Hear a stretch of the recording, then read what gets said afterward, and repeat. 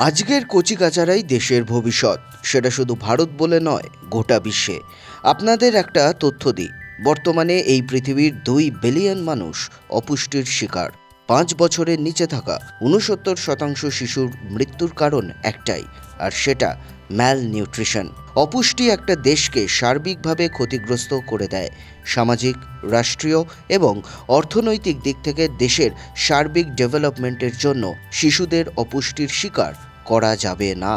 আর অপুষ্টিকে দূরে হটাতে পারবে দুধ। কিন্তু সেখানেও রয়েছে সমস্যা, কারণ ভেজাল খাবার আজকের দিনে খুব মাথা ব্যথার একটা কারণ হয়ে দাঁড়াচ্ছে। আর দুধে ভেজাল মানে সেটা শিশুদের ভবিষ্যৎকেই আরও অন্ধকারে ঠেলে দিতে পারে। তাই দুধের পুষ্টিগুণ আরও বাড়াতে হবে, অন্তত আমাদের দেশে। আর যে কারণে লাগাতার পরিশ্রম করছেন বৈজ্ঞানিকরা, তেমনই একটা প্রচেষ্টা ধরা পড়ল বিজনেস প্রাইম নিউজের ক্যামেরায়। সম্প্রতি পশ্চিমবঙ্গ প্রাণী এবং মৎস্য বিজ্ঞান বিশ্ববিদ্যালয় ডেয়ারি টেকনোলজি ফ্যাকাল্টির নাহেব আয়োজন করল 3 দিনব্যাপী জাতীয় কর্মশালা, যেখানে বিষয় ছিল enhancing the functionality of dairy foods through fortification, quality and challenges. বিস্তারিত জানতে হলে প্রতিবেদনটি দেখুন একেবারে শেষ পর্যন্ত। দুগ্ধ উৎপাদনে বিশ্বে বিউগল বাজাচ্ছে ভারত। আমাদের দেশ সার্বিকভাবে এগিয়ে রয়েছে অন্যান্য দেশের থেকে। কিন্তু শুরুতেই যে বললাম, অপুষ্টি রয়েছে এত কিছুর পরেও। অনেকেই আবার সমস্যা সমাধানের জন্য বিভিন্ন রকম ভিটামিন ট্যাবলেট এবং মিনারেলস নিয়ে থাকেন। সেটা ব্যয়সাধ্য এবং একটা বৃহৎ অংশের মানুষের পক্ষে সেটা গ্রহণ করা বেশ কঠিন। তার জন্য food safety and standard authority of India, বা যাকে আমরা ফ্যাসি বলে থাকি, এই বিষয়ে গুরুত্ব দিয়ে কাজ করছেন 2016 সালের অক্টোবর মাস থেকে। তারা খাদ্যদ্রব্যে সরাসরি মাইক্রো নিউট্রিয়েন্ট যুক্ত করার কাজটি করছে, যাকে আমরা বলে থাকি ফর্টিফিকেশন। আচ্ছা, আরেকটু ডিটেলে বলা যাক ফর্টিফিকেশন বিষয়টা কি। ফর্টিফিকেশান হচ্ছে আমাদের যেটা দুধ বা যে কোনো প্রোডাক্টেই আমরা ফর্টিফিকেশান করতে পারি। এখানে যেহেতু আমরা আজকে দুধ নিয়ে কথা বলছি, আমাদের যেটা দুধ, সেই দুধটা একটা সুষম খাদ্য হিসাবে পরিচিত। এখানে সমস্ত নিউট্রিয়েন্ট আছে, কিন্তু তাও কিছু কিছু নিউট্রিয়েন্ট আর কিছু কিছু অ্যাডিশনাল নিউট্রিয়েন্ট যেগুলো আমাদের আরও বেশি করে দেওয়া যেতে পারে, সেই নিউট্রিয়েন্টগুলো এর মধ্যে আরও বিভিন্ন টেকনিক আছে। তার জন্য বিভিন্ন ডেয়ারি টেকনোলজির বিভিন্ন টেকনোলজি আছে। সেই দুধটাকে আরও এনরিচ করা, মানে যেমন আমরা ভিটামিন, বিভিন্ন মিনারেল, আয়রন, এই জিনিসগুলো যদি আরও দুধের মধ্যে দেওয়া যেতে পারে, তাহলে দুধের নিজের ক্যাপাসিটি যেটা, নিজের গুণ যেটা, সেটা শেষ না করে দুধের নিজের গুণটা বজায় রাখার পরও আরও অ্যাডিশনাল নিউট্রিয়েন্ট দিয়ে আমরা দুধটাকে আরও এনরিচ করতে পারি। এই এনরিচমেন্টের ফলে আমাদের যেটা আজকাল যেটা নিউট্রিশন ডেফিসিয়েন্সি হচ্ছে, যেটা আমাদের বাচ্চাদের নিউট্রিয়েন্ট ডেফিসিয়েন্ট হচ্ছে ভারতবর্ষের, পুরো ভারতবর্ষের এমনকি সমস্ত জায়গাতেই আছে যে নিউট্রিয়েন্ট ডেফিসিয়েন্সি। কারণ আমরা জানি বাচ্চারা বেশি দুধের উপরেই ডিপেন্ড করে। তো এই নিউট্রিয়েন্ট ডেফিসিয়েন্সি যেটা বাচ্চাদের ক্ষেত্রে থাকছে, সেই নিউট্রিয়েন্ট ডেফিসিয়েন্সিটাকে আমরা পূরণ করার জন্য দুধটাকে আরও এনরিচ করা, সেই এনরিচমেন্ট প্রসিডিওরটাকেই বলছে ফর্টিফিকেশন। তাহলে ভারতে ফর্টিফিকেশনের অবস্থা এখন কিরকম? इंडिया का फोर्टिफिकेशन में सिचुएशन ऐसा है कि अब जैसे food safety standards authority of India ने पिछले कुछ सालों में इसमें काम करना शुरू किया है। काम करना इन द सेंस कि उन्होंने स्टैंडर्ड्स बनाने शुरू किए हैं और कुछ इंडिया के हिसाब से उन्होंने फोर्टिफिकेशन पे जोर दिया है। जैसे कि दूध में कुछ विटामिन ए की फोर्टिफिकेशन का है, कैल्शियम की फोर्टिफिकेशन का है, विटामिन डी की फोर्टिफिकेशन का है। आपने आटे में देखा होगा, आटे में फोर्टिफिकेशन का काम शुरू हुआ है, आयरन फोर्टिफिकेशन का काम शुरू हुआ है।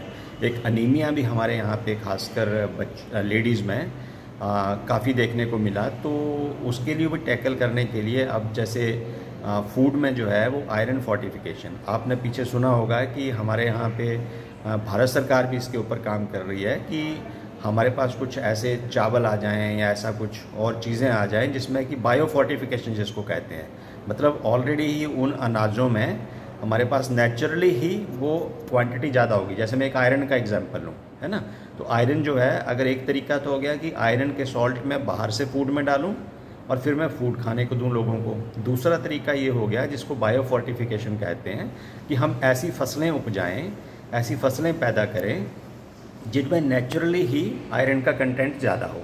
तो भारत सरकार अब फोर्टिफिकेशन पे काफ़ी काम कर रही है। पहले भी काम हुए हैं, जैसे बच्चों में पहले कुछ ब्लाइंडनेस के केसेस थे, कम नज़र रहती थी, तो विटामिन ए की फोर्टिफिकेशन पे काम हुआ तो वो बहुत कारगर सिद्ध हुआ। आपने देखा होगा बहुत पुराने ज़माने में लोगों में गॉइटर की प्रॉब्लम होती थी, है ना, जो कि गले के आगे वो एक आ जाता है, ग्लैंड सा बढ़ जाया करता था। तो आयोडीन फोर्टिफिकेशन नमक में शुरू किया तो उससे उस प्रॉब्लम को ऑलमोस्ट ख़त्म सही कर दिया सरकार के प्रयासों ने। तो आज भी सरकार जो है इसके ऊपर प्रयासरत है। प्रोसेसिंग के दौरान उसका लॉस हो जाता है, so we are replenishing the supply. तो it is good for the consumers and even government of India FSSAI के जो स्टैंडर्ड्स हैं they have allowed for it. So this is the best bet कि हम अपना न्यूट्रिशन स्टेटस अपना बच्चों का और पॉपुलेशन का, हम micronutrient deficiencies everything we can improve is fortification. Thank you. नहीं सर, और मिल्क बिना और कोई जो अच्छा, अभी आज के फूड डेट ग्रेन्स में है, फोर्टिफिकेशन है, जैसे आटा में अलाउड है, दाल राइस में अलाउड है और वेजिटेबल ऑयल्स में। एज ऑफ डेट मिल्क में सिर्फ vitamin A and D allowed है and still we are working on it कि और क्या क्या न्यूट्रिशन पैरामीटर्स और क्या क्या फोर्टिफिकेंट्स हम मिल्क में ऐड कर सकते हैं so that it will benefit the population at large. দেখুন, মাইক্রোনিউট্রিয়েন্টের ঘাটতির ফলে মানুষের জীবনে বহুমুখী সমস্যা দেখা যায়। যে ঘাটতি দূর করতে মূল্যবান ট্যাবলেট এবং মিনারেলস খেতে হয়। তাই যদি আমরা আমাদের প্রধান খাদ্য চাল, আটা এবং দুধের মধ্যে দিয়ে এই মাইক্রোনিউট্রিয়েন্ট মিশ্রিত ফর্টিফাইড খাদ্য মিল্ক সস্তা দরে সহজলভ্যভাবে গ্রহণ করতে পারি, তবে অপুষ্টিজনিত সমস্যা অনেকাংশে কমতে পারে। সেক্ষেত্রে আমাদের দামি ট্যাবলেট এবং মিনারেলস খেতে হবে না। জনসংখ্যা বাড়ছে, পাল্লা দিয়ে বাড়ছে অপুষ্টিজনিত সমস্যা। তাই দুধ প্রক্রিয়াকরণের সময় যদি আমরা মাইক্রোনিউট্রিয়েন্ট মিশিয়ে দিতে পারি, বিশেষত ভিটামিন এ এবং ভিটামিন ডি, তাহলে কিন্তু বহুমুখী সমস্যা অনেকটাই কমবে। চোখের সমস্যা, স্কিনের সমস্যা, হাড়ের সমস্যা কমবে, ফলে ভালো থাকা সম্ভব হবে শিশুদের। जैसे विटामिन, जैसे मैंने एक बात की है ना, विटामिन ए है जैसे, तो वो हमें कहें कि भाई कई बार जो है वो आँखों की जो कमज़ोरी है उसमें भी वो काम करता है, आँखों की रोशनी को थोड़ा ठीक करने के लिए, आँखों की सेहत को अच्छा करने के लिए। विटामिन डी जो है वो आपकी स्किन की हेल्थ के लिए, आपकी बोन की हेल्थ के लिए बहुत अच्छा काम करता है। तो इस तरह से हम इन चीज़ों को दूध में डाल सकते हैं, क्योंकि दूध की एक और अच्छी बात है, जैसे मैंने पहले भी बताया, अगर किसी को लैक्टोज इंटॉलरेंस नहीं है तो दूध पचता बहुत जल्दी है। तो हम दूध के माध्यम से इन चीज़ों को आम जनता तक, बच्चों तक, जो हमारे कुछ बूढ़े हैं उन तक बड़े आराम से हम पहुंचा सकते हैं। तो हाँ, इस तरह से आज की जो वर्कशॉप की गई है ऑर्गेनाइज नाहिब के अंडर, जो कि हमारा फैकल्टी ऑफ डेयरी टेक्नोलॉजी, जो आपका ये डेयरी साइंस का कॉलेज है यहाँ पे मोहनपुर में, जो कि आपका West Bengal university of animal and fishery sciences के अंडर आता है। तो इन्होंने जो ये नाहिब प्रोग्राम के अंडर जो ये ऑर्गेनाइज़ किया है, ये एक बहुत अच्छा है। इससे हम जैसे बच्चों को आज जो कुछ लेक्चर्स हैं, कल भी लेक्चर्स हैं, उसमें जो फोर्टिफिकेशन के बारे में, दूध की क्वालिटी के बारे में, इस बारे में जब हम बात करेंगे उनके साथ, तो एक तो उनका नॉलेज बढ़ेगा। আমাদের বাংলায় গো সম্পদের অভাব নেই, কিন্তু ভাটা রয়েছে উন্নত জাতের দুগ্ধ উৎপাদনে। তাই উৎপাদন বৃদ্ধির প্রয়োজন রয়েছে। একই সঙ্গে মাইক্রোনিউট্রিয়েন্টের ঘাটতি মেটাতে এনরিচ মিল্ক প্রোডাক্টে পৌঁছতে হবে। তাই ফর্টিফিকেশনের প্রয়োজন কোনোভাবেই অস্বীকার করা যাবে না। এই মুহূর্তে বিভিন্ন আমাদের যে এই ডেয়ারি টেকনোলজি ডিভিশন আছে, বিভিন্ন আমাদের NDRI আছে, সমস্ত জায়গায় এই টেকনোলজিগুলো ইউজ করার ফলে আমরা এই এনরিচ প্রোডাক্ট, যেমন নট অনলি মিল্ক, যেমন পনির, আদার মিল্ক প্রোডাক্ট, এইগুলোতে আমরা এই টেকনোলজিগুলো ডেভেলপ করা হয়েছে। Technology is available. এবার এটাকে প্রচার বিস্তার এবং এটাকে বিভিন্ন এন্টারপ্রেনিয়রশিপের মাধ্যমে, বিভিন্ন কোম্পানির মাধ্যমে এই enriched food products, enrich milk products, এগুলোকে ঘরে ঘরে পৌঁছে দেওয়া, এটা আমাদের এখন করতে হবে।